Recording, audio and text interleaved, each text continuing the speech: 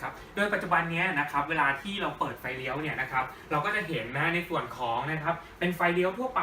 นะฮะไม่ว่าเราจะเปิดทางซ้ายนะครับหรือว่าทางขวาก็จะมีแค่ไฟกระพริบขึ้นมาเฉยนะฮะแต่ว่าบางทีเนี่ยนะฮะการที่เราเปิดไฟเลี้ยวเนี่ยบางทีเนี่ยเราก็จะลืมปิดไฟเลี้ยวนะฮะพอเราลืมปิดไฟเลี้ยวแล้วเนี่ยรถที่ตามมาข้างหลังเนี่ยเขาก็จะนึกว่าเอ๊ะทำไมเราไม่ยอมเลี้ยวสักทีนะฮะเราติดอะไรอยู่เอ๊ะทำไมเราไม่เลี้ยวนะขึ้นจะเกิดนะในส่วนของการสับสนนะฮะแล้วก็จะทะเลาะกันต่างๆนานาทุกวันนี้ที่มีนะฮะวันนี้เนี่ยเราเลยจะมาแก้ปัญหานั้นนะครับเพื่อแบบว่าป้องกันนะในส่วนของ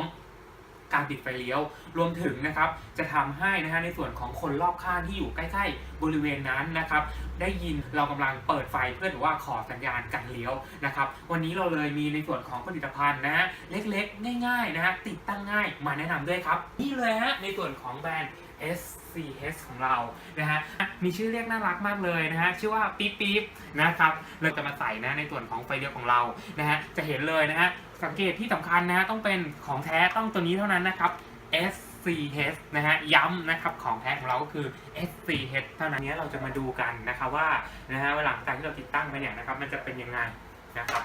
จากเมื่อก่อนเนี่ยนะครับที่เรานะฮะเปิดแค่ไฟเลี้ยวเนี่ยมันก็จะมีแค่ไฟกระพริบใช่ไหมครับต่อไปนี้เนี่ยนะครับมันก็จะเปลี่ยนใหม่แล้วนะครับเวลาที่เราเปิดไฟเลี้ยว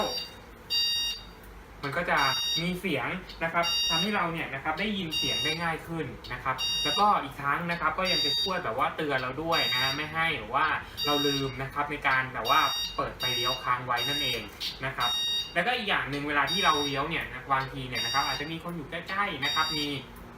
รถมอเตอร์ไซค์คันที่อยู่ใกล้ๆนะครับเขาก็จะได้ยินว่าเอ๊ะเสียงอะไรเนาะก็จะได้หันมานะเพิ่มความปลอดภัยให้เรามากขึ้นนะครับฝากไว้นะครับเกี่ยวกับผลิตภัณฑ์ดีๆนะครับผลิตภัณฑ์ที่นี่นะครับมีหลากหลายมากมายนะครับไม่ว่าจะเป็นในส่วนของไฟฉุกเฉินนะครับไม่ว่าจะเป็นในส่วนของไฟส่องสว่างนะครับขายใน Lazada ก็มี